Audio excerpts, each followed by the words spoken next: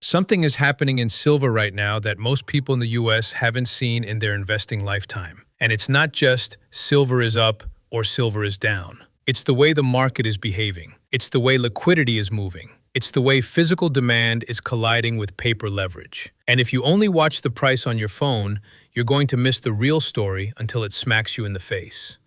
Let's start with the big picture. When a market starts printing record moves, you always have to ask one question first. Markets can rise for two very different reasons. Sometimes they rise because long-term fundamentals slowly improve. Other times they explode higher because traders pile in chasing volatility. Right now, silver is caught in a strange mix of both. There is real structural demand and tight supply conditions. But at the same time, it has become the world's favorite high-volatility trade. And here's the part that surprises most American viewers. The center of this latest silver shockwave is not Wall Street or London. The epicenter is China. For decades, commodities have followed a predictable pattern.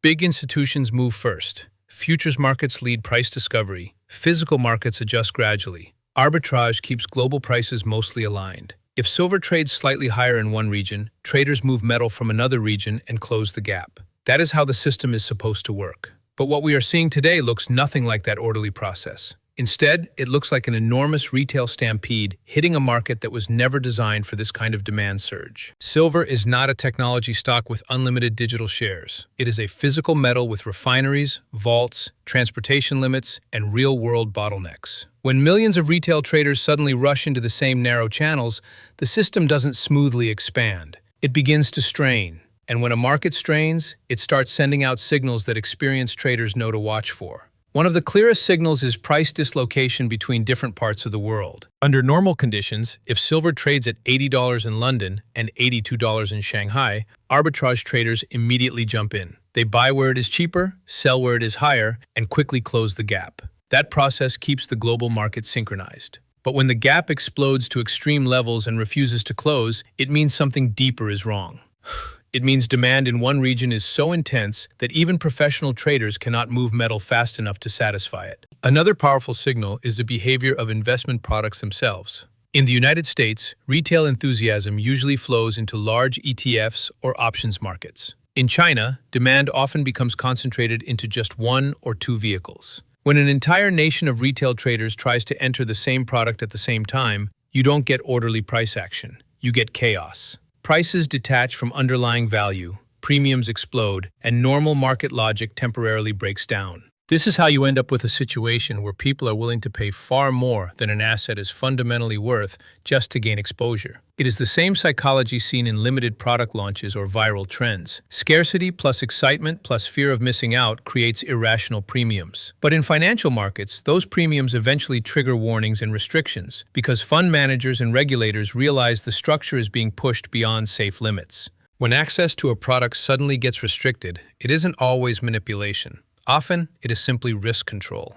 Managers realize that inflows are becoming dangerous and unsustainable. But regardless of the motive, the message is clear. Demand has overwhelmed the system.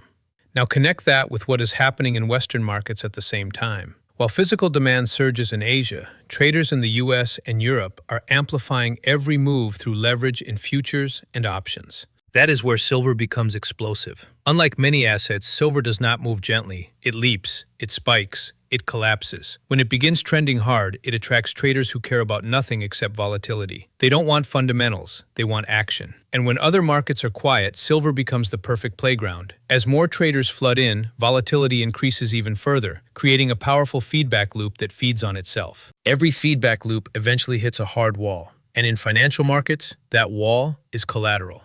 Exchanges and brokers respond to extreme volatility by raising margin requirements. That is standard risk management. But in a highly leveraged market, higher margins force traders to either add more cash or close positions. Many cannot add more cash, so they are forced to sell. Forced selling pushes prices lower, which triggers more margin calls, creating a cascade. This is how you get historic one-day crashes. They often have little to do with fundamentals and everything to do with mechanics. Traders don't want to sell, but they must. Liquidity disappears and prices fall through levels that looked solid only hours earlier. To anyone watching casually, it looks like the entire thesis for silver has suddenly collapsed. In reality, it is usually leverage being violently washed out of the system. Once that forced liquidation is finished, the market often becomes much lighter. The crowded trade is gone. gone. And if real demand is still present, buyers step back in aggressively. That is why you can see a massive crash followed almost immediately by a sharp rebound. Two completely different forces are taking turns: leverage driving price one way and physical demand pulling it back the other way. Macro headlines can flip this balance in hours.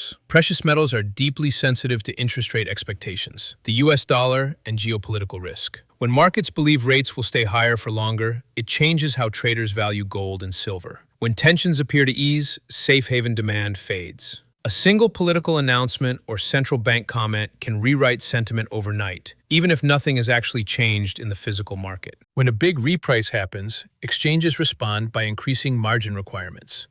This protects the system, but also accelerates selling. For a leverage trader, a sudden margin hike feels like an overnight tax. If they cannot meet it, they must exit. That forced exit pushes prices lower again, creating more pressure. These mechanical cascades are the main reasons silver can fall in ways that seem impossible, and then recover just as violently. Another key element is the positioning of short sellers.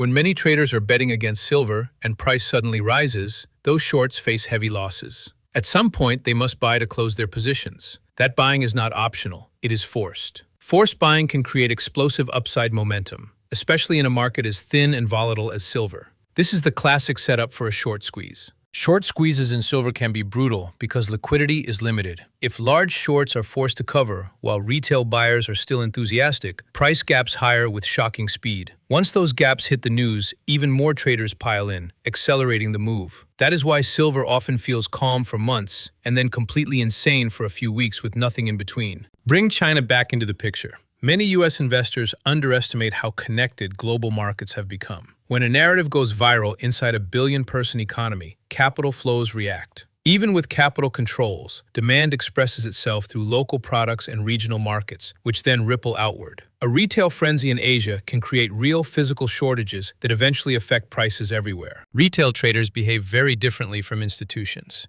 They chase stories, not spreadsheets. If the story becomes that silver is protection against instability or inflation, behavior turns emotional and urgent. Unlike stocks, silver is a tangible commodity with genuine industrial demand. Supply cannot be increased quickly. When fast-moving demand meets slow-moving supply, price becomes the pressure valve. So what should an American investor actually do with all this information? First, separate the long-term case from the short-term trade. If you cannot handle violent swings, leverage in silver is extremely dangerous. Second, learn to distinguish a forced liquidation from a true breakdown in fundamentals. Watch physical indicators like premiums and regional spreads instead of only watching charts. Third, avoid chasing parabolic moves. When premiums are insane and social media is screaming, that is usually the moment for caution, not excitement. Fourth, pay close attention to whether dislocations persist. If spreads remain wide and inventories keep draining, it signals genuine tightness. If those signals fade, it suggests the frenzy is cooling. The hardest truth about silver is that it can be structurally bullish and still deliver brutal sell-offs. Both can be true at the same time. The investors who survive are the ones who manage risk and emotions, not the ones who chase every headline. Ask yourself whether you are treating silver like a simple chart pattern or like a complex global system.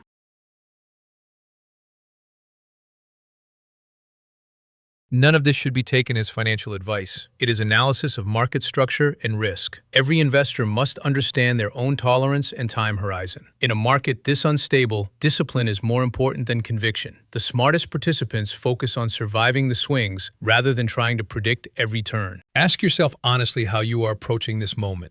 Are you participating in the excitement? Are you buying dips carefully? Or are you sitting on the sidelines waiting for clearer signals? There is no perfect answer, but there is a wrong approach, letting emotion dictate your decisions. What we are witnessing is not just a price move, it is a psychological event. Fear, greed, and uncertainty are colliding in real time. When millions of people feel the same emotions simultaneously, markets behave in ways that look irrational on the surface, but they are simply reflecting human behavior at scale. In the short term, psychology drives prices. In the long term, fundamentals take control again. Right now, psychology is clearly dominant. People want safety outside the traditional financial system, and metals provide that feeling. Until that mindset shifts, buying pressure is likely to remain strong, even if it comes with violent corrections along the way. Pay attention to both layers. Watch the fundamentals for long-term direction and watch psychology for short-term timing. When both align, moves can be extraordinary. But never forget that extraordinary moves also produce extraordinary risk.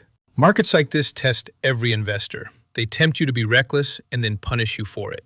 The opportunity is real, but so is the danger. Whatever happens next, whether silver explodes higher or crashes again, the key is to stay rational, stay informed, and never risk more than you can afford to lose. So stay sharp out there. Follow the data, not the noise. Understand that volatility is part of the game. And remember that in markets driven by emotion and leverage, survival is the first victory. The opportunities will always be there for those who manage to navigate the storm intelligently.